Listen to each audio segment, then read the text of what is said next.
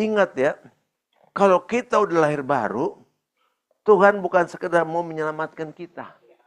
Tapi Tuhan mau memulihkan utuh hidup kita. Ya. Karena Tuhan mau roh, jiwa, dan tubuh kita terpelihara sempurna dengan tak bercacat.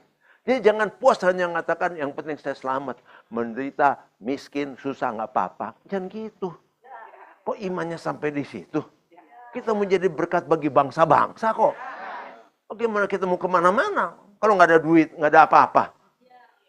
Jangan mikir diri kita. Mikirkan apa yang saya bisa buat untuk kerajaan Allah. Nah, mari kita lihat ayatnya. Adalah di situ seorang perempuan yang sudah 12 tahun lamanya menderita perdarahan. 12 tahun perdarahan. Ini pasti bukan mens biasa. Ya, ini bukan perdarahan mimisan, bukan. Kalau dulu belum ada transplantasi darah, transfusi darah, dia ini orangnya pucat banget. Udah pucat berarti penyakitan, gampang sakit karena darah bukan darah rendah, kurang darah.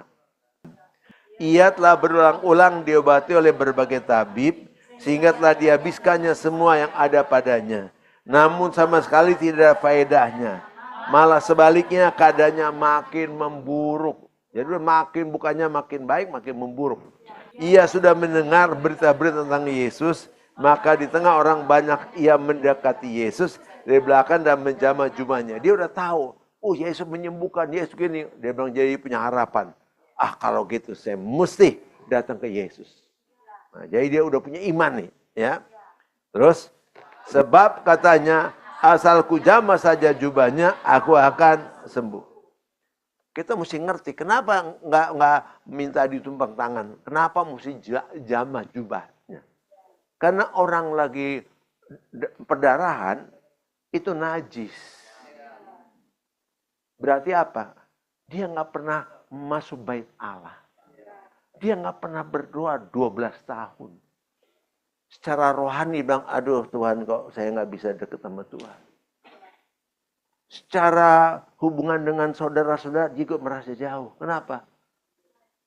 Karena kalau minta bantuan terus lama-lama kan nggak enak. Hubungan dengan dokter juga malas. Ah udah nggak sembuh-sembuh kamu. Jadi dia putus asa. Dia nggak punya harapan. Tapi untung ada berita. Asal saja ku jamah jubahnya aku sembuh. Dia tahu. Dia nggak boleh jamah Yesus. Jadi dia hanya boleh jamah jubahnya. Karena dia najis.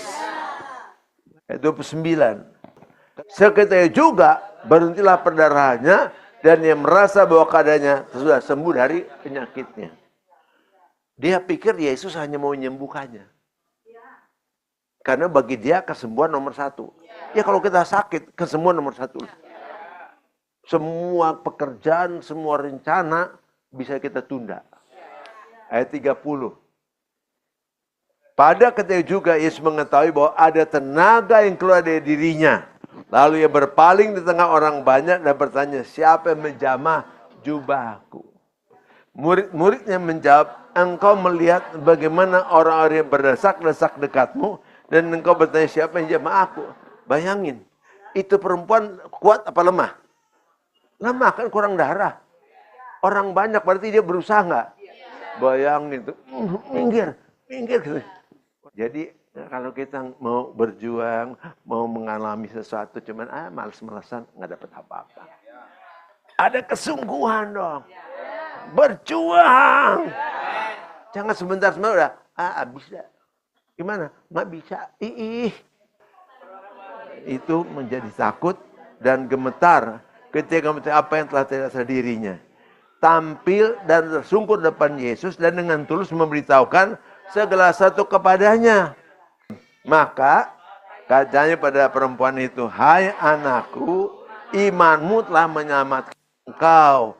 Pergilah dengan selamat dan sembuhlah dari penyakitmu.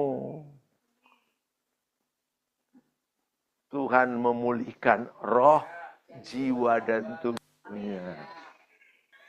Kalau sembuhlah itu mewakili apa? Tubuh, udah selesai tubuh ya. Mewakili roh yang mana? Imanmu telah menyelamatkan engkau. Itu apa? Roh. Yang mewakili jiwa mana? Jiwa waktu itu Yesus katakan, hai anakku. Waduh, ada yang ngaku saya.